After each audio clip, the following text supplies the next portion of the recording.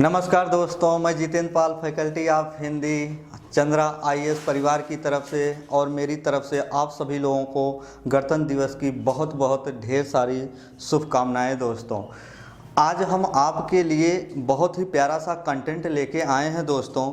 और जो हमारा हर टॉपिक होगा आप सभी लोगों को पता होगा, बहुत ही मज़ेदार टॉपिक, हर सेशन का टॉपिक, हर एक जो बिंदु रखते हैं आप सभी लोगों के सामने बहुत ही प्यारा बिंदु रखेंगे। और हर एक बिंदु जो हमारे लिए होगा दोस्तों, एग्ज़ाम की दृष्टि से ज़्यादा जोर देकर पूछे जाने वाले जो प्रश्न होते हैं दोस्तों, सदैव मेरा ऐसे ही आस रहा कि जो हमारे विषय बहनें और हमारे विद्वान साथी कुछ अपने सर के लिए इंतज़ार करते हैं कि सर वो मटेरियल प्रोवाइड कराएं, और वही चीज़ें वही घड़ी फिर आज पुनः आरंभ हो चुकी है दोस्तों। हम कोई भी बिंदु लेंगे बहुत अच्छे से पढ़ेंगे। हमारा कहने का आस ये रहा दोस्तों, जो भी हम कंटेंट पढ़ेंगे अच्छे से पढ़ेंगे। और मैं पहले ही वाली वीडियो में बता चुका हूं दोस्तों, जीरो से लेके कहां तक पढ़ेंगे दोस्तों, 100 तक पढ़ेंगे। कहां तक पढ़ेंगे दोस्तों? जीरो से लेके 100 तक पढ़ेंगे। हाँ, जो मटेरियल आपको प्रोवाइड कराएंगे बहुत प्यारा और बहुत गहन बिंदु, चाहे वो छोटा सा छोटा बिंदु हो, चाहे वो बड़े से बड़ा बिंदु हो, यानी हर एक निम्न पहलू से उच्च पहलू तक चर्चा करेंगे दोस्तों। और जितना भी मटेरियल आपको अच्छा लगे दोस्त, तो अगर अच्छा लगेगा एक बार लाइक वाला बटन प्रेस ज़रूर करिएगा, और ज़्यादा से ज़्यादा हमारी जो विषय बहनें होंगे और विद्वान साथी होंगे उस वीडियो को ज़्यादा से ज़्यादा शेयर करिएगा दोस्तों। ध्यान से सुनिएगा, आज का जो हमारा टॉपिक है दोस्तों, क्या समास होगा दोस्तों। क्या होगा? समास होगा दोस्तों। समास की बात करें तो समास का जो शाब्दिक अर्थ होगा दोस्तों, क्या शाब्दिक अर्थ होता है दोस्तों, क्या होता है दोस्तों? संक्षेप, संक्षिप्त या संक्षेपीकरण, या क्या दोस्तों? समेटना दोस्तों। क्या होता है? संक्षेप, संक्षिप्त, या क्या होता है दोस्तों? संक्षेपीकरण होता है दोस्तों। क्या? अच्छा, जाहिर सी बात है, जब इसका शाब्दिक अर्थ संक्षेप, संक्षिप्त, संक्षेपीकरण या समेटना होगा दोस्तों, तो जाहिर सी बात है समास का विलोम क्या हो जाएगा दोस्तों? व्यास हो जाएगा दोस्तों। क्या हो जाएगा? व्यास हो जाएगा दोस्तों। व्यास का शाब्दिक अर्थ क्या होता है दोस्तों? ध्यान से सुनिएगा, जितने भी हमारे विद्वान साथी और विषय बहनें ये वीडियो को देखेंगी, जरा ध्यान से समझ जाओगे तो ज़िंदगी समझ जाएगी दोस्तों। क्या व्यास का शाब्दिक अर्थ क्या होता है दोस्तों? विस्तार रूप। क्या होता है दोस्तों? विस्तार रूप। क्या? विस्तार रूप होता है दोस्तों। और व्यास को जब दो भागों में डिवाइड करोगे तो क्या हो जाएगा दोस्तों? बी प्लस क्या हो जाएगा दोस्तों? आस हो जाएगा दोस्तों। क्या हो जाएगा? आस हो जाएगा। बी उपसर्ग रूप, यहाँ किसके रूप में अर्थ देगा दोस्तों? अन्य के रूप में। आस का जो शाब्दिक अर्थ निकलेगा दोस्तों, क्या? बैठाना दोस्तों। क्या? बैठाना, यानी शब्दों को कहीं दूर दूर अन्य जगह बैठा देना ही दोस्तों क्या कहलाएगा? व्यास कहलाएगा। और व्यास खुद अपना अर्थ क्या देता है? विस्तार रूप। क्या देता है? विस्तार रूप। और यहाँ तक की बात समझ में आ गई। चलते हैं अगले बिंदु पर दोस्त। क्या अगर कोई कहे कि समास का संधि विच्छेद क्या होगा? ध्यान से सभी लोग अपनी नज़रें स्क्रीन बोर्ड की तरफ गड़ाए रखिएगा दोस्तों। क्या समास का संधि विच्छेद करोगे दोस्तों तो क्या होगा? सम प्लस क्या हो जाएगा दोस्तों? आस हो जाएगा। क्या हो जाएगा? सम प्लस आस हो जाएगा। सम उपसर्ग रूप, इसका जो अर्थ निकलेगा यहाँ क्या निकलेगा? पास या निकट। क्या दोस्तों? पास या निकट। और आस का मतलब क्या होगा दोस्तों? बैठाना। क्या दोस्तों? बैठाना, यानी शब्दों को निकट यानी पास पास लाकर बैठा देना। क्या दोस्तों? शब्दों को निकट यानी पास पास लाकर बैठा देना ही दोस्तों क्या कहलाएगा? समास। और समास खुद अपना अर्थ क्या देगा? शाब्दिक अर्थ संक्षेप, संक्षिप्त, संक्षेपीकरण या समेटना। किसी भी शब्द को छोटा सा छोटा ही रूप धारण करा देना दोस्तों क्या कहलाएगा?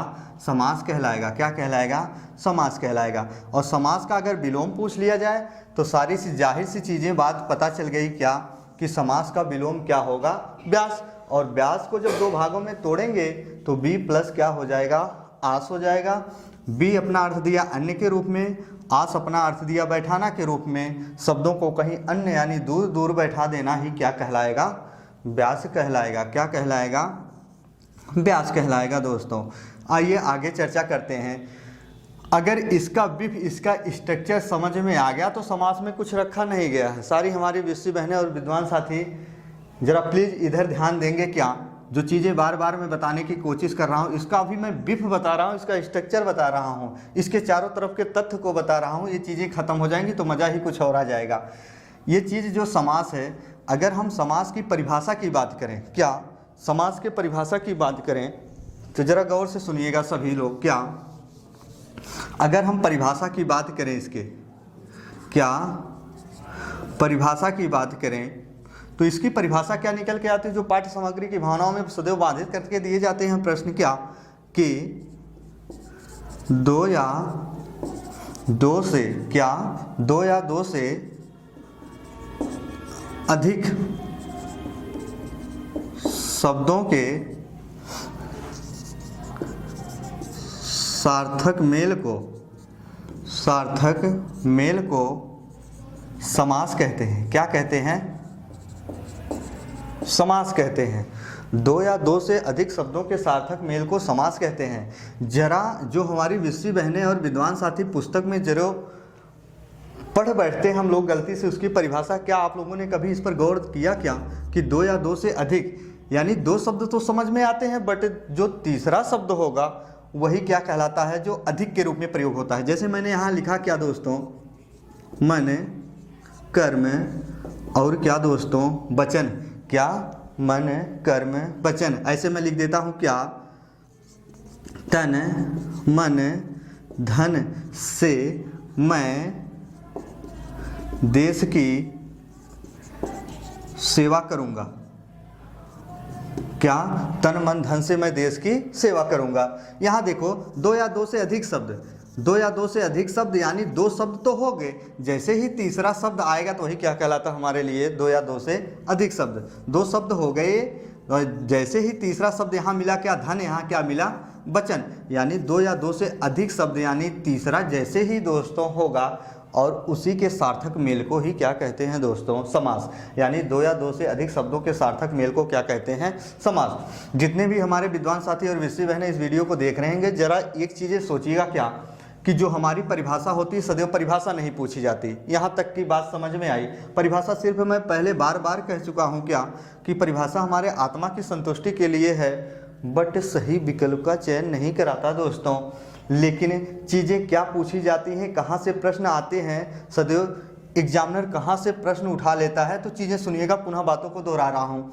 हो सकता है समास के बारे में इसके चारों तरफ के इन्वायरमेंट को पकड़ के पूछ ले कि समास का शाब्दिक अर्थ क्या होगा, तो ये चीज़ें संक्षिप्त, संक्षेपीकरण, समेटना या समास का विलोम कभी कभी पूछ लेता है तो व्यास हो जाएगा दोस्तों। इसको याद रखिएगा क्या। और व्यास का अगर शाब्दिक अर्थ पूछेगा तो विस्तार रूप हो जाएगा। और अगर इसको दो भागों में तोड़ोगे, जैसा कि अभी चंद पल का जो समय बीत गया दोस्तों, मैंने इसका संधि विच्छेद किया था, क्या बी प्लस क्या होगा? आस होगा। क्या होगा? बी प्लस आस होगा, यानी अन्य रूप देगा। आस का मतलब बैठाना, शब्दों को कहीं दूर दूर बैठा देना, क्या कहलाता है? व्यास यानी विस्तार रूप कहलाता है। क्या कहलाता है? व्यास यानी विस्तार रूप कहलाता है। आइए आगे देखते हैं। क्या जरा चीजों को देखेंगे क्या। अभी हम चारों तरफ के एनवायरनमेंट को समझ रहे हैं। एक होता है क्या? सामासिक पद। क्या होता है दोस्तों? सामासिक पद होता है, या इसी को कहते हैं क्या? समस्त पद। दोनों बिंदु का पर्याय एक ही है, ध्यान से सुनिएगा, चाहे एक है चाहे एक है। एक होता है क्या? समास विग्रह। समास विग्रह। तो सामासिक पद में अगर हम लिख दें जैसे हवन सामग्री, क्या दोस्तों? हवन सामग्री, ऐसे ही लिख देंगे। इसी में क्या? एक रसोई घर। रसोई घर क्या लिख देंगे? रसोई घर लिख देंगे। अब हमारा कहने का आश ये हुआ कि समस्त पद जो सामासिक पद होता है, जो यही पद दोनों है एक में लिखा गया है संयुक्त कराकर। संयुक्त कराकर देखिए, हवन सामग्री, यहाँ दो पद मिल गए, इसमें क्या मिला, रसोई, और क्या मिल गया, घर मिल गया। ये समस्त पद हो गए जो एक ही में लिखे गए हैं। जरा इस समस्त पद को ध्यान से देखिएगा सभी विषय बहनें और विद्वान साथियों से मेरा एक ही अनुरोध है, चीज़ें अगर कॉन्सेप्ट सीख जाओगे तो बहुत सारा मैटर हल कर ले जाओगे, बट दोस्त अगर कॉन्सेप्ट ही नहीं क्लियर होगा, एक नहीं 1,00,000 एग्जाम्पल हल कर लेना, लेकिन सदैव सही विकल्प का चयन नहीं कर पाओगे मेरे साथियों। देखो क्या हमने सामग्री कह दिए, रसोई घर कह दिए, तो यहाँ देखिएगा किस चीज़ का लोप हो रहा है। जैसे मान लीजिए हमारे घर परिवार में कभी काट पूजा पाठ होता है, मान लीजिए नवरात्र का समय चल रहा हो और बहुत सी हमारी माताएं बहनें या हमारे बुजुर्ग आदरणीय परम पिता परमेश्वर जी कभी कभी व्रत रहते हैं, घर पे पूजा का आयोजन होता है दोस्तों, तो हमारे पिताजी कहते हैं क्या कि राहुल हवन सामग्री ले आना मार्केट से। और जब हम वापस आते हैं दोस्तों तो हमारे पिताजी हमसे सवाल क्या करते हैं, क्या कि राहुल हवन के लिए सामग्री ले आए क्या। क्या दोस्तों देखिएगा, क्या हवन के लिए सामग्री, क्या हवन के लिए सामग्री, रसोई के लिए घर। सुनिएगा कुछ हमारे विद्वान साथी और विषय बहनें सोच रही होंगी कि सर ने हवन सामग्री और रसोई घर ही लिया। नहीं दोस्तों, हम कुछ भी ले लें, यहाँ कन्यादान दे दें, कन्यादान दे दें, वीर कन्या लिख दें, या हमारा कहने का आस ये है दोस्तों हम लिख देंगे पदभ्रष्ट लिख देंगे, कुछ भी लिख देंगे। ध्यान से सुनिएगा, तो ये जो समास विग्रह हमने बता रहा हूँ, क्या सामासिक पद ये है, समस्त पद यानी सामासिक पद दोनों रूप एक ही होता है। और जैसे ही दोस्तों इसमें के लिए का प्रयोग मैंने कर दिया, यानी विभक्ति चिन्हों का प्रयोग कर दिया, तो हमारी विषय बहनें और विद्वान साथियों से आग्रह यही है कि सभी लोगों को पता होते हैं, जो बचपन में हमारे पाठ्य सामग्री में प्रश्न बाधित होकर आते हैं दोस्तों, कि कारक विभक्ति चिन्हों जो हमारे हिंदी व्याकरण में होते हैं, टोटल कारक विभक्ति चिन्ह कितने होते हैं दोस्तों, 8 होते हैं। कितने होते हैं, 8 होते हैं, 8 होते हैं। और इसमें से समास में जो 6 कारक विभक्ति चिन्हों का प्रयोग किया जाता है, कितने किया जाता है, 6 का। और ये 6 कौन कौन से होंगे, पहला और लास्ट का छोड़कर, यानी पहला जब छोड़ोगे तो कर्ता छूट जाएगा और लास्ट का क्या छूट जाएगा दोस्तों, संबोधन छूट जाएगा। और वही कारक विभक्ति चिन्ह जब प्रयोग कर देते हो दोस्तों तो वही क्या बन जाता है, समास विग्रह बन जाता है। क्या बन जाता है, समास विग्रह। जब ये समस्त पद था तो यहाँ देखो एक के लिए का यहाँ लोप हो रहा था। लोप का मतलब जिसको हम कहते हैं रिमूव कर देना, बीच में ये चीज़ें दिख नहीं रही हैं, लेकिन जैसे ही समास विग्रह हम कर देते हैं, क्यों यहाँ के लिए का प्रयोग कर देते हैं, क्यों, क्योंकि यहाँ दोस्तों हवन सामग्री, हवन के लिए सामग्री, रसोई घर, रसोई के लिए घर, यहाँ के लिए का क्या हो रहा है दोस्तों, लोप हो रहा है। और जैसे बिचवा में ही विभक्ति चिन्ह का प्रयोग कर दोगे तो वही क्या कहलाएगा दोस्तों, समास विग्रह। या हम जैसे हमारे पाठ्य सामग्री में सदैव बाधित होकर प्रश्न आते हैं तो हम क्या कह देते हैं कि समस्त पद को, क्या समस्त पद को, सभी पदों को, क्या समस्त पद के सभी पदों को अलग अलग करने की प्रक्रिया ही क्या कहलाती है दोस्तों, समास विग्रह कहलाता है। क्या समस्त पद के सभी पदों को अलग अलग करने की ही प्रक्रिया क्या कहलाएगी दोस्तों, समास विग्रह कहलाएगी। क्या कहलाएगी, समास विग्रह कहलाएगी। आगे देखते हैं जो हमारा बिंदु होगा, एग्जाम की दृष्टि से जोर देकर जो प्रश्न पूछे जाते हैं सदैव उस पर हम चर्चा करेंगे। क्या, जरा देखिएगा सदैव प्रश्न कहाँ से आ जाते हैं और चित्त विचलित हो जाते हैं, एग्जाम हॉल में बैठकर मन में अनेक भ्रांतियाँ उत्पन्न कर बैठते हैं दोस्तों। तो ये चीज़ गलती मत करिएगा, पुस्तक मत पढ़िएगा, नोट पढ़ के जाइएगा, मज़ा आ जाएगा सदैव। क्या अगर पूछे, क्या प्रश्नों का अंबाल लगने वाला है दोस्त, क्या अगर पूछे मूल रूप में, क्या सॉरी दोस्तों, क्या पहला प्रकार जो प्रश्न का बन जाता है, क्या ध्यान से सुनिएगा, पदों की प्रधानता के आधार पर समास के प्रकार तो कितने होंगे, 4 होंगे। अगर पूछे पदों की प्रधानता के आधार पर समास के प्रकार 4 होंगे। और दूसरा मैं प्रश्न क्या बांध दिया, मूल रूप में समास के प्रकार, क्या मूल रूप में समास के प्रकार पूछे तो किस विकल्प का चयन कर बैठेंगे दोस्तों? 5। और अगर पूछे पदों की प्रधानता के आधार पर तो 4। मूल रूप में समास के प्रकार 5 होंगे। जस्ट जो तीसरा प्रकार बनेगा क्या, जो हम बचपन से पढ़ते चले आते हैं कक्षा 6-8 से सदैव, और कंपटीशन तक के एग्जाम में बैठते हैं, यहाँ तक का प्रश्न दोस्तों हर प्रकार का बच्चा, चाहे वो निम्न लब्ध बुद्धि का हो, चाहे मध्यम लब्ध बुद्धि का हो, और चाहे उच्च लब्ध बुद्धि का बच्चा, हर प्रकार का बच्चा हल कर बैठता क्या कि समास के प्रकार, या इतना सा प्रश्न पूछेगा क्या कि समास के कुल प्रकार कितने होंगे, तो हम सभी विद्वान साथी और विषी बहनों को सदैव पता चल जाता है क्या? 6। कितने? 6।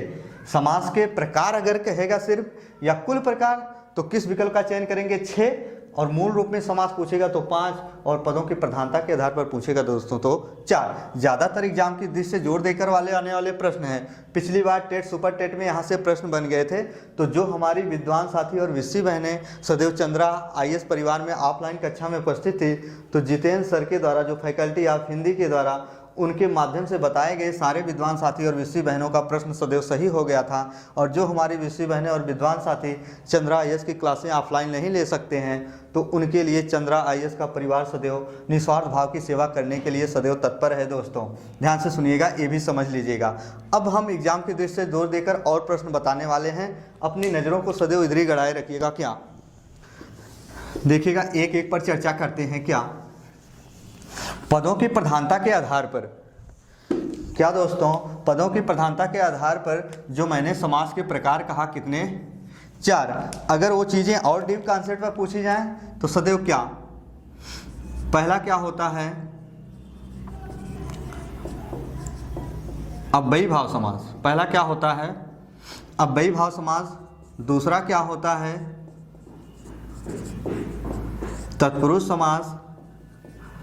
और तीसरा क्या होता है दोस्तों? द्वंद्व समास। और चौथा क्या होता है दोस्तों? बहुव्रीहि समास। बहुव्रीहि समास। चौथा क्या होता है दोस्तों? बहुव्रीहि समास। अगर कहे पदों की प्रधानता के आधार पर समास के प्रकार कौन होते हैं, तो यही 4 विकल्प अपने मस्तिष्क पटल में हमेशा के लिए स्थायित्व प्राप्त करा लेना दोस्तों। क्या कि अव्ययी भाव समास, तत्पुरुष समास, द्वंद्व समास, और क्या दोस्तों? बहुव्रीहि समास। हमेशा के लिए बार बार कह रहा हूं दोस्तों कि पदों की प्रधानता के आधार पर जब विकल्प का चयन कराए, कभी कभी क्या होता है, एग्जामिनर के मस्तिष्क पटल में यहाँ से प्रश्न आ जाते हैं, ऐसे एक उठाएगा इसमें से देगा। द्वंद्व समास जो है पदों की प्रधानता के आधार पर जो 4 प्रकार में से है कि नहीं है, तो सदैव मस्तिष्क पटल में उतार के रखिएगा, यही 4 प्रकार के होंगे पदों की प्रधानता के आधार पर, और किसी विकल्प का चयन मत कर लेना। अब यहाँ से देखो प्रश्नों का अंबार लगने वाला है सदैव। क्या अव्ययी भाव समास पहले नंबर पर है, तो इसका कौन सा पद प्रधान होगा? पहला पद। कौन सा पद प्रधान होगा? जैसे सीरियल बाय सीरियल लिखे हैं ऐसे देखिएगा दोस्तों। अव्ययी भाव समास पहले नंबर पर है तो पहला पद प्रधान, और पहले पद को ही गलती से गलत मत समझिएगा, इसी को पूर्व पद भी कहा जाता है। ये तो हमारी सभी बहनों और विद्वान साथी को पता होते हैं। पूर्व का मतलब पहला, चाहे हम पहला पद लिख दें चाहे पूर्व पद लिख दें। तत्पुरुष समास मैंने दोनों दूसरे नंबर पर लिखा है, तो चाहे हम तुलनात्मक अध्ययन से पढ़ बैठे कि अव्ययी भाव समास भैया जब पहले नंबर पर है तो पहला पद प्रधान, और तुलनात्मक रूप से अध्ययन करोगे तो जब तत्पुरुष समास दोस्तों दूसरे नंबर पर है, तो यानी इसका भी दूसरा पद क्या होगा? प्रधान होगा। जब ये दूसरे नंबर पर है तो इसका कौन सा पद प्रधान होगा दोस्तों? दूसरा पद प्रधान होगा। और जाहिर सी बात है, हमारे पाठ्य सामग्री में सदैव बाधित होके आते हैं, गलती से और कुछ मत समझ बैठना। दूसरे पद को ही क्या कहा जाता है? उत्तर पद कहा जाता है। क्या कहा जाता है दोस्तों?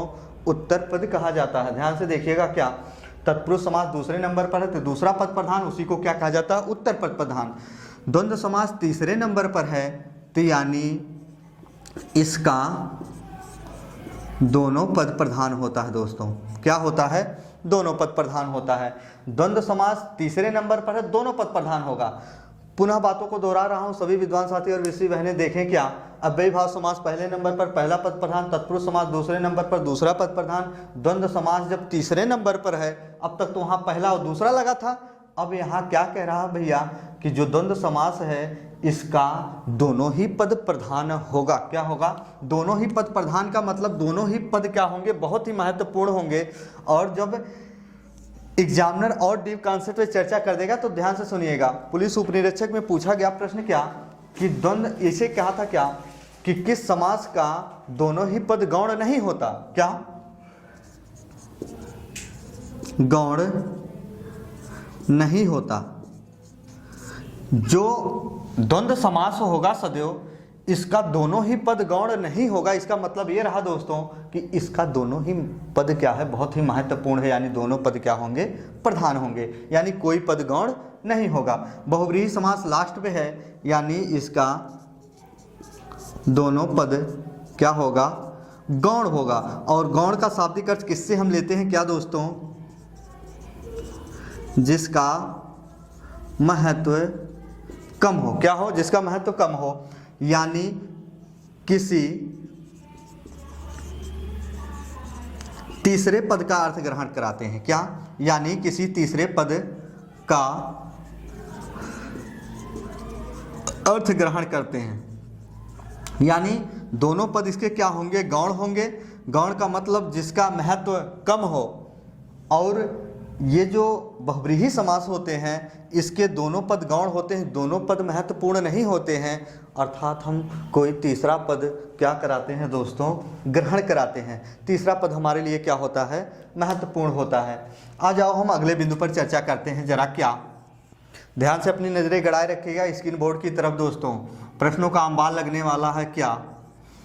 देखिए, तत्पुरुष समास से अगर पूछ लिया जाए कौन से दो समास की उत्पत्ति हुई है दोस्तों, तो ध्यान से सुनिएगा। सदैव क्या? द्विगु समास। और छठवें नंबर पर हम क्या रख रहे हैं? कर्मधारय समास। क्या? कर्मधारय समास। एमपी पटवार में पूछा गया था दोस्तों। हर एक एग्जाम की दृष्टि से जोर देकर ही पूछे जाने वाले प्रश्नों को यहाँ बता रहे हैं स्टेप बाय स्टेप। ध्यान से सुनिएगा। एमपी पटवार में पूछा गया था क्या कि तत्पुरुष समास से कौन से दो समास की उत्पत्ति हुई है, तो सदैव हम किस विकल्प का चयन कर बैठेंगे? द्विगु समास और दोस्तों क्या? कर्मधारय समास। द्विगु समास और कर्मधारय समास। तत्पुरुष समास से कौन से दो समास की उत्पत्ति हुई है? तो द्विगु समास और कर्मधारय समास।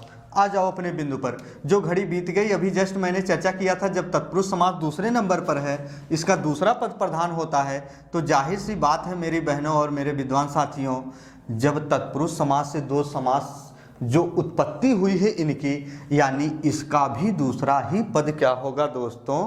प्रधान होगा। चाहे वो द्विगु समास हो चाहे वो कर्मधारय समास हो, यानी इन दोनों का भी क्या होगा? दूसरा पद प्रधान होगा। क्या होगा? दूसरा पद प्रधान होगा। क्या होगा? दूसरा पद प्रधान होगा। ऐसे ही कर्मधारय का भी क्या होगा? दूसरा पद प्रधान होगा दोस्तों। हमारा कहने का आशय यह था कि तत्पुरुष समास दूसरे नंबर पर है, दूसरा पद यानी उत्तर पद प्रधान होगा। तो तत्पुरुष समास से जो दो समास की उत्पत्ति हुई है सदैव, चाहे वो द्विगु हो चाहे कर्मधारय हो, यानी इन दोनों का भी दूसरा पद क्या होगा दोस्तों? प्रधान होगा। जरा और डीप कॉन्सेप्ट चलते हैं। क्या? पुलिस उपनिरीक्षक में पूछा गया प्रश्न जो यूपी पुलिस में पूछा गया था, पुलिस उपनिरीक्षक में पूछा गया था यूपी की वैकेंसियों में सदैव, तो वहाँ 99% बच्चे हमारे असफल हो गए थे। मैं ये नहीं कह रहा हूँ कि हर बच्चे को आता नहीं, आते हुए नहीं आता। सबसे बड़ी प्रॉब्लम यह है दोस्तों, तत्पुरुष समास के कितने भेद होंगे ये सभी विद्वान साथी और विषय बहनों को पता होता है। अगर गलती से पूछ ले कि तत्पुरुष समास के कितने भेद होंगे तो 6 होंगे। 6 होंगे, चाहे वो कर्म तत्पुरुष हो, चाहे करण तत्पुरुष हो, चाहे संबंध तत्पुरुष हो, चाहे अपादान हो, चाहे संबंध हो, चाहे कुछ भी हो। यानी तत्पुरुष समास के अंतर्गत अगर पूछ ले कितनी कारक विभक्ति चिन्हों का प्रयोग होता है, तो हम कितने बताए थे अभी दोस्तों? 6 का। तत्पुरुष समास के अंतर्गत कितने कारक विभक्ति चिन्हों का प्रयोग होता है? 6 का। और इसी कारक विभक्ति चिन्हों के ही अनुसार दोस्तों तत्पुरुष समास को कितने भागों में बांटा गया है दोस्तों? 6 भागों में बांटा गया। कितने भागों में बांटा गया है? 6 भागों में। अब तत्पुरुष समास के चाहे वो कोई भेद की बात करे या तत्पुरुष समास के जो भी समास उत्पन्न हुए हैं दोस्तों, अब इतना अपने मस्तिष्क पटल में हमेशा के लिए अस्थायित्व प्राप्त करा लेना प्रिय दोस्तों, क्या कि तत्पुरुष समास के जो 6 भेद होंगे उसका भी दूसरा पद प्रधान होगा। क्या होगा? चाहे वो तत्पुरुष समास के 6 भेद की करे, करण तत्पुरुष, संप्रदान तत्पुरुष, अपादान तत्पुरुष, संबंध तत्पुरुष और अधिकरण तत्पुरुष, कुछ भी इसके जितने भेद होंगे उसका सब दूसरा पद प्रधान होगा। और पुलिस उपनिरीक्षक यूपी में क्या प्रश्न पूछा गया था दोस्तों? करण तत्पुरुष का कौन सा पद प्रधान होगा मित्रों? तो इसका भी दूसरा पद प्रधान होगा और करण तत्पुरुष का भी दूसरा पद प्रधान होगा। ये बात समझ में आई दोस्तों। आगे चलते हैं। क्या देखिएगा आगे क्या चर्चा कर रहे हैं, ध्यान से सुनिएगा।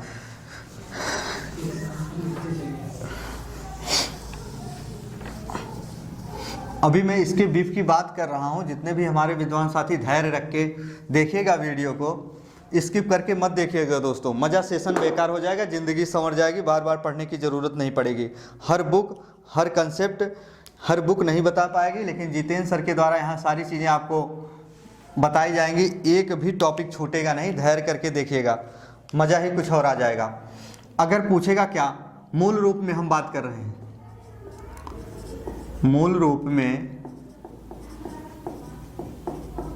समास के प्रकार। कभी कभी क्या होता है, हमारे यहाँ के बच्चे टीजीटी पीजीटी वगैरह में बैठ जाते हैं, कुछ हमारे विद्वान साथी एलडीसी वगैरह में रीट में बैठ जाते हैं, तो वो भी चीज़ें देखिएगा। क्या मूल रूप में समास के प्रकार मैंने बताया था, क्या 5 बताया था, क्या 5 बताया था। और वो कौन कौन से होंगे? पहला होगा क्या, पहले नंबर पर केवल समास। क्या होगा? केवल समास। आगे हम चर्चा करेंगे अभी दोस्तों। क्या पहले नंबर पर क्या होगा? केवल समास। और दूसरे नंबर पर क्या होता है? तत्पुरुष समास।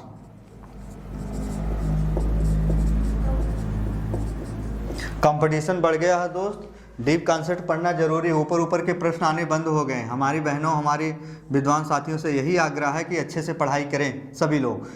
अब अगर पूछ लेगा कि तत्पुरुष समास के कितने भाग होते हैं, अब तक तो वहाँ पूछा था क्या कि तत्पुरुष समास से कौन से 2 समास उत्पन्न हुए हैं, वो प्रश्न था। लेकिन प्रश्न का कंटेंट बदल गया दोस्तों।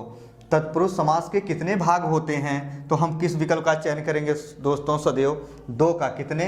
2 का। पहला कौन सा होगा? समानाधिकरण। क्या? समानाधिकरण तत्पुरुष।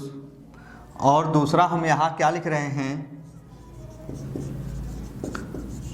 व्याधिकरण तत्पुरुष। समानाधिकरण तत्पुरुष और दूसरा हम क्या लिख दिए दोस्तों? व्याधिकरण तत्पुरुष।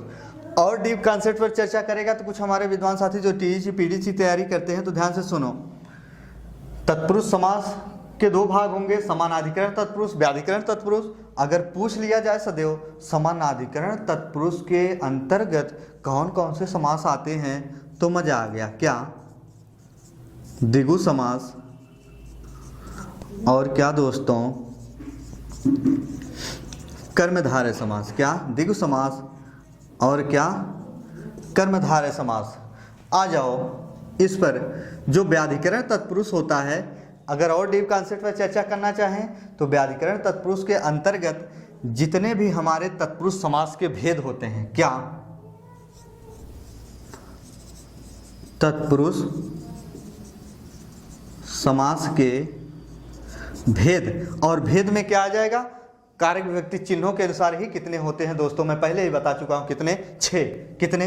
तत्पुरुष समास के भेद। और भेद की बात करें तो क्या? कारक विभक्ति चिन्हों के अनुसार। क्या? कारक विभक्ति चिन्हों के अनुसार तत्पुरुष समास के जो भेद होते हैं और इसमें कितने कारक विभक्ति चिन्हों का प्रयोग किया जाता है सदैव, तो याद रखिएगा कितने? 6। कितने? 6 ही कारक विभक्ति चिन्हों के अनुसार तत्पुरुष समास के 6 भेद हो जाते हैं। और वो 6 भेद हम किसके अंतर्गत पढ़ेंगे? व्याधिकरण तत्पुरुष के अंतर्गत पढ़ेंगे दोस्तों। क्या? व्याधिकरण तत्पुरुष के अंतर्गत पढ़ेंगे। आइए देखते हैं, आगे चलते हैं। जो 6 प्रकार मैंने बताया था, फटाफट थोड़ा अपनी स्पीड को बढ़ाइएगा दोस्तों। क्या? सदैव देखिएगा, जो हम बात समास के प्रकार या कुल प्रकार की बात करें तो हम पहले ही बता चुके थे कक्षा में कितने 6 समास के प्रकार की बात करें या समास के कुल प्रकार की बात करें तो 6। क्या पहला क्या होगा? पहला क्या होगा दोस्तों?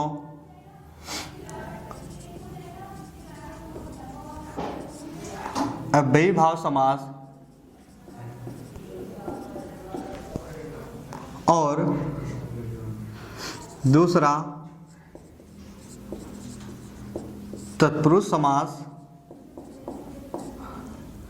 और तीसरा द्वंद्व समास और चौथा द्विगु समास और पांचवा कर्मधारय समास और छठा क्या? बहुव्रीहि समास। बहुव्रीहि समास, ये रह गए हमारे क्या? समास के कुल प्रकार। और इसकी जो पूर्व की घड़ी अभी बीत गई दोस्तों, हम बताए थे क्या कि अगर पूछे मूल रूप में समास कितने 5, तो वहाँ मैंने चर्चा कितना किया था, ध्यान से सुनिएगा, 2 का केवल समास और क्या? तत्पुरुष समास। वहाँ पाठ हम बांट दिए थे, कितने हो गए थे? 2। और जैसे ही दोस्तों अव्ययी को लेंगे, क्या? अव्ययी को, तो हमारे पाठ वहाँ कितने बन जाते थे? 3। और किसको हम लेंगे? ध्यान से सुनिएगा सभी विद्वान साथी, क्या? द्वंद्व को, क्या? द्वंद्व को हो गए 4 और पांचवा हमारा उसमें आ जाता है क्या? बहुव्रीहि। तो ध्यान से सुनिएगा, अगर जब हम प्रकार बताए थे वहाँ, अभी जो घड़ी बीत गई, बार बार पुनः बातों को दोहरा रहा हूँ, अगर पूछेगा मूल रूप में समास के प्रकार, तो केवल मैंने दिया केवल समास और तत्पुरुष समास, और उसी में क्या ऐड कर देना है? अव्ययी भाव समास, द्वंद्व समास और बहुव्रीहि समास मूल रूप में समास के प्रकार बन जाएंगे। अगर समास के प्रकार या कुल प्रकार पूछे तो यही दोस्तों, क्या? यही 6 हो जाएंगे। अव्ययी भाव समास, तत्पुरुष समास, द्वंद्व समास, द्विगु समास, कर्मधारय समास और क्या हो जाएंगे दोस्तों? बहुव्रीहि समास। आइए हम एग्जाम्पल पर चर्चा करते हैं परत दर परत, एक एक करके। क्या देखिए, पहला हमारा क्या आता है दोस्तों? अव्ययी भाव समास। क्या आता है? पहला क्या आता है?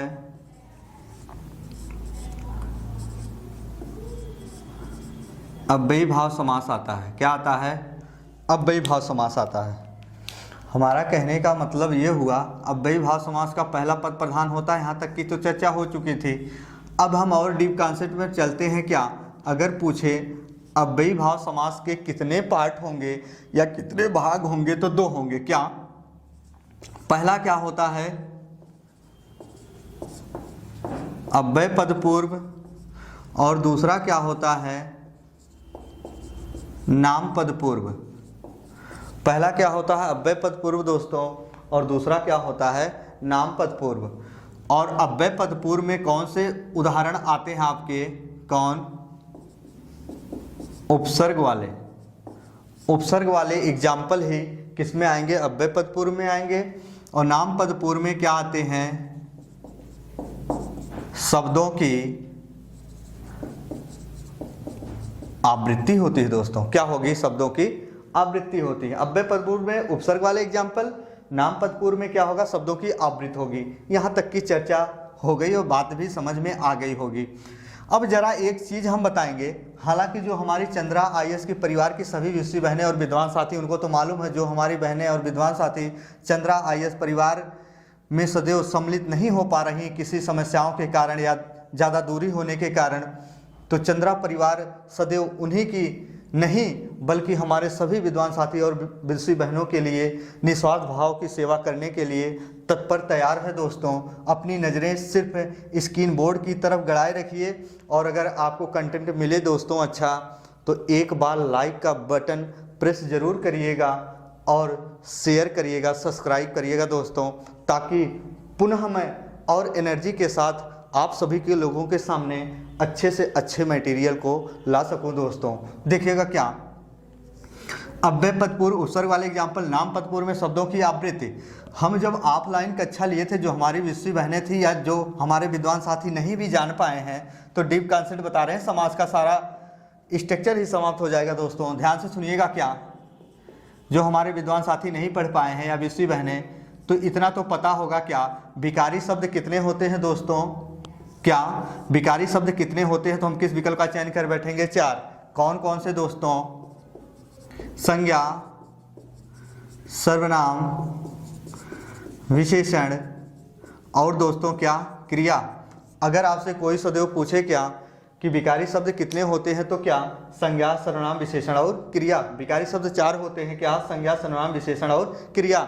यानी विकारी का मतलब ये हुआ, इसमें विकार होना तय है। विकार का मतलब परिवर्तन हो, बदलाव हो उसके रूप में, यानी एक जैसा रूप ना रहे। हमारा कहने का आस ये है, जो विकारी शब्द होगा वो या तो संज्ञा होगा, या तो सर्वनाम होगा, या तो विशेषण होगा, या तो क्या होगी, क्रिया। इन 4 विकारी शब्दों में यानी बदलाव होना तय है।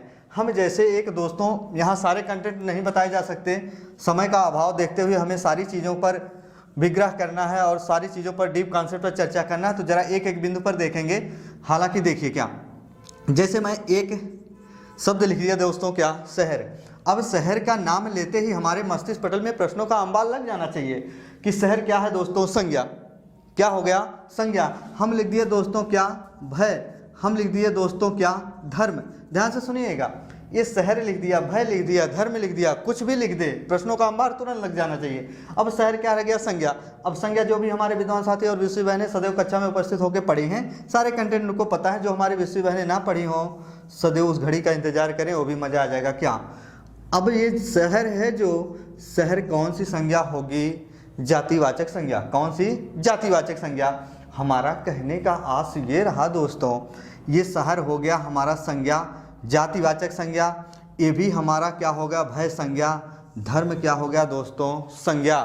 और जब हम यही कह रहे हैं, सदैव कहने का पर्याय ये रहा कि जरा हम अव्ययी भाव से, यानी अव्ययी भाव समास के पहले वाले एग्जाम्पल को दे रहा हूँ। क्या, विकारी शब्द का कोरिलेट किससे करा रहा हूँ दोस्त, अव्ययी पद पूर्व, यानी जो उपसर्ग वाले एग्जाम्पल आते हैं उनसे।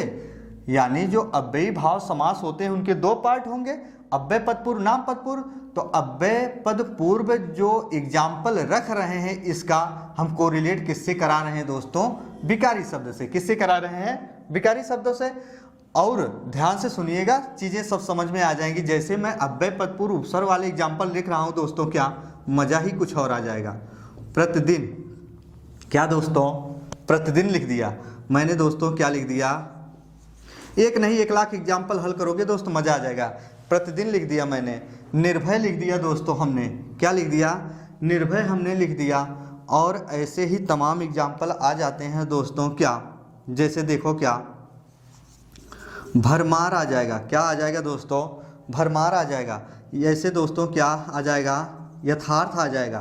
क्या आ जाएगा, ऐसे दोस्तों एक नहीं 1 लाख एग्जाम्पल आ जाएगा। क्या, यथाक्रम आ जाएगा। ऐसे क्या आ जाएगा, यथाशक्ति आ जाएगा। क्या, यथाशक्ति आ जाएगा। हमारे यहाँ के विद्वान साथियों को ये नहीं आता, नहीं आते हुए भी नहीं आता, सबसे बड़ी प्रॉब्लम। देखो क्या, यहाँ प्रतिदिन लिख दिया, निर्भय लिख दिया, भरमार लिख दिया, यथार्थ लिख दिया, यथाक्रम लिख दिया, ऐसे दे देगा क्या, यकायक। मजा ही कुछ और आ गया। देखो डीप कॉन्सेप्ट। तो हमारा कहने का आज से बस इतना सा आप लोगों से, क्या, कि जो भी शब्द होगा, जैसे मैंने यहाँ दिन लिया, 2-4 एग्जाम्पल देखना और सभी लोग अपने विचार विमर्श मस्तिष्क पटल पर ज़्यादा जोर दीजिएगा। सारी चीज़ें अब दिख गई हैं। क्या, चाहे वो दिन लिख लिया, चाहे निर्भय लिख दिया, चाहे मार लिख दिया, चाहे अर्थ के, यथार्थ का समास विग्रह क्या होगा, अर्थ के अनुसार। यथाक्रम का क्या होगा, क्रम के अनुसार। यथाशक्ति क्या होगा, शक्ति के अनुसार। एक भी अव्ययी भाव का ही एग्जाम्पल होगा। यानी हमारा कहने का आस ये है दोस्तों, मैंने लिख दिया क्या, दिन। हमने जब इसका मूल शब्द निकाला या इसका निकाला तो दिन आ गया मूल शब्द। इसमें निकाला तो क्या हो गया, निर्भय में कौन सा उपसर्ग होगा, निरुपसर्ग। और भय में क्या हो जाएगा, भय बचा। ऐसे यानी इतना सा कहने का आप शाब्दिक अर्थ मेरा ये था कि जो मूल शब्द होगा, यानी अगर किसी विकारी शब्द के आगे, लेकिन कौन से विकारी शब्द के आगे, यही संज्ञा के आगे, कौन सा विकारी शब्द हो, अगर कोई विकारी शब्द संज्ञा हो और उसके ठीक पूर्व दोस्तों कोई उपसर्ग लगा देते हो। क्या लगा देते हो? उपसर्ग। यानी कोई विकारी शब्द, इन चारों की बात ना कर कर अगर हम कह दें क्या कि संज्ञा जो विकारी शब्द होगा उसी के ठीक पूर्व अगर कोई हम उपसर्ग लगा दें या अव्यय स्वरूप पद लगा दें दोस्तों, तो वही हमारा क्या बन जाता है? अव्ययी भाव समास का एग्जाम्पल, वो भी उपसर्ग वाला एग्जाम्पल। तो सुनिएगा, अगर डीप कॉन्सेप्ट अगर कहीं पेपर वगैरह में बैठो, अगर एग्जामिनर के मस्तिष्क पटल में ये चीज़ें ना आकर एग्जामिनर यहाँ से पूछ ले क्या कि जो उपसर्ग वाले एग्जाम्पल होते हैं सदैव किस विकारी शब्द के पहले उपसर्ग लगा देने से हमारे अव्ययी भाव समास का एग्जाम्पल बन जाता है दोस्तों, तो हम सदैव किस विकल्प का चयन कर बैठेंगे? संज्ञा। मजा ही कुछ और आ गया दोस्तों। देखो, संज्ञा के ठीक पूर्व अगर कोई उपसर्ग लगा देते हो और वो समास का धारण कर लेगा तो वही क्या कहलाएगा? अव्ययी भाव समास का एग्जाम्पल कहलाएगा। आ जाओ इस बिंदु पर, क्या हम ऐसे दे देंगे क्या? यहां सुनिएगा, नाम पद पूर्व, यानी क्या होगा? शब्दों की आवृत्ति। देखिएगा यहां क्या था? नाम पद पूर्व, जहां शब्दों की आवृत्ति होगी। अब इसमें दे देगा क्या? जैसे दोस्तों दे देगा क्या? बारंबार। क्या दे देगा? बारंबार। नगरो, नगर। क्या दे देगा दोस्तों? नगरों, रगर। क्या? नगरों, नगर। ऐसे दे देगा क्या? बातों, बात। ऐसे दे देगा तो क्या दोस्तों? हाथों, हाथ। ऐसे क्या देगा दोस्तों? कानों, कान। ऐसे क्या देगा दोस्तों? रातों, रात। क्या देगा? रातों, रात। ऐसे ही दे देगा दोस्तों क्या? हाथों, हाथ तो दे दिया। सुनिए, बहुत सारा एग्जाम्पल लिखाने की ज़रूरत नहीं है, समझ जाओगे तो 1000 नहीं 1,00,000 एग्जाम्पल हल कर ले जाओगे। अब यही चीज़िया चाहे ऐसे दे देगा, बातों बात, हाथों हाथ, कानों कान, रातों रात, नगरों नगर, बारंबार, या हमारा कहने का आस ये था एक में मिलाकर ना देकर हाइफन चिन्ह लगा दे। ऐसे बार के बाद बार, यानी जो चार्ट होता हमारा, क्या? बार के बाद बार। नगरों नगर की बात कर दिया तो क्या हो जाएगा? नगर, नगर। ऐसे दे देगा क्या? बातों बात का क्या हो जाएगा? बात, बात। ऐसे हाथों हाथ का क्या हो जाएगा? हाथ, हाथ, यानी हाथ ही हाथ में। कानों कान, कानों ही कान में। क्या? कान ही कान में। कानों कान का क्या होगा? कान, कान। रातों रात का क्या हो जाएगा दोस्तों? रात, रात। क्या? रात, रात। हमारा कहने का पर्याय ये था कि अगर जहां शब्दों की आवृत्ति होगी तो नाम पद पूर्व वाला एग्जाम्पल बन जाएगा, लेकिन जब यहां से प्रश्न नहीं उठाएगा कि भैया अगर इतना पूछ लेगा हाथों हाथ अव्ययी भाव समास का कौन सा एग्जाम्पल होगा, दो भागों की बात करेगा, तो हम नाम पद पूर्व और अव्यय पद पूर्व विकल्प के अनुसार चुन लेंगे। लेकिन जब वो ऐसे दे देगा कि भैया बार बार कौन सा समास होगा, पार्ट की बात ना कर कर, तो किस विकल्प का चयन करना है? अव्ययी भाव समास का। किस विकल्प का चयन करना है? अव्ययी भाव समास का। तो देखिएगा मैंने क्या कहा, शुरू से कहते रहा हूं कि बार बार शब्दों की आवृत्ति होगी और दोनों का अर्थ क्या हो रहा है? यहाँ सेम, यहाँ भी बार आ रहा है, यहाँ भी बार, यहाँ भी नगर, यहाँ भी नगर, यहाँ भी बात, यहाँ भी बात, यहाँ भी हाथ, यहाँ भी हाथ। ऐसे ही सेम दोस्तों आगे ही शब्दों की आवृत्ति हो रही है और दोनों का अर्थ सेम निकल रहा है और बीच में हाइफन का चिन्ह प्रयोग कर दे दोस्तों, तो गलती से द्वंद्व समास का एग्जाम्पल मस्तिष्क पटल में अस्थायित्व मत प्राप्त करा लेना, नहीं तो सदैव गलत करके चले आओगे। तो दोनों शब्दों की आवृत्ति बार बार होगी, दोनों का अर्थ सेम होगा, हाइफन का चिन्ह होगा, तो ये कौन सा समास हो जाएगा? अव्ययी भाव समास हो जाएगा। क्या हो जाएगा? अव्ययी भाव समास। अब लेकिन जो द्वंद्व समास में होगा, जो हमारी बहनें विद्वान साथी चित्त विचलित हो रहे हैं ध्यान से सुनो, द्वंद्व समास में क्या होता है? एक दूसरे के पूरक होंगे, एक दूसरे के विलोम होंगे, दोनों का अर्थ अलग अलग होगा दोस्तों, वहां भी हाइफन चिन्ह का प्रयोग होगा। जैसे दे देगा क्या? भाई बहन, यहां भी हाइफन का चिन्ह प्रयोग हुआ। क्या दे देगा, माता पिता। लेकिन दोनों का अर्थ अलग अलग, एक दूसरे के पूरक होंगे, हाइफन चिन्ह का प्रयोग हुआ तो गलती से गलत मत करिएगा। अब सुनो दोस्तों, और प्रश्नों का अंबार लगने वाला है। प्रश्न क्या पूछा गया था पिछली वैकेंसी यूपीपी में, ऐसे ही दिया था क्या दोस्तों, देखिएगा ये ऊपर मैं लिख दे रहा हूं, क्या इसी का नाम पद पूर्व वाला जो शब्दों की आवृत्ति हो रही, ऐसे दिया था क्या दोस्तों, दो दो, ऐसे क्या दिया था, पाँच पाँच। तो ध्यान से सुनिएगा, ये भी शब्दों की आवृत्ति हो रही, गलती से गलत मत बैठना कि संख्यावाची है, संख्या 5 गणना करा रहा कि द्विगु समास होगा, नहीं, शब्दों की आवृत्ति, हाइफन चिन्ह का प्रयोग हुआ, चाहे एक एक कर दे, चाहे दो दो कर दे, या चाहे कुछ भी कर दे।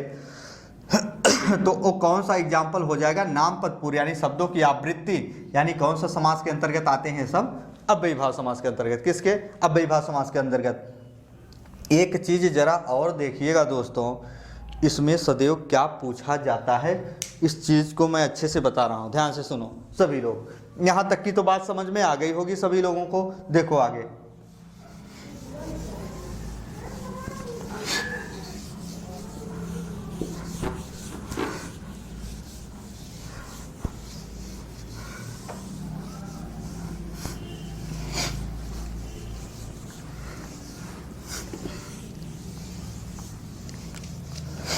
क्या दोस्तों, आगे हम चर्चा करते हैं क्या,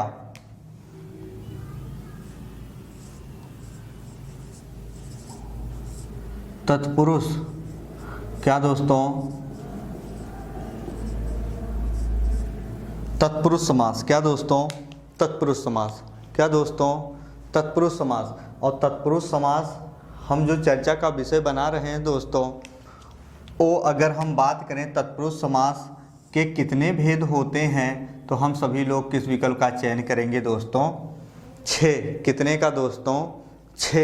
तत्पुरुष समास के कितने भेद होते हैं, तो कितने होते हैं, 6। और जाते जाते अपनी वाणी को यहीं विराम देते हैं दोस्तों।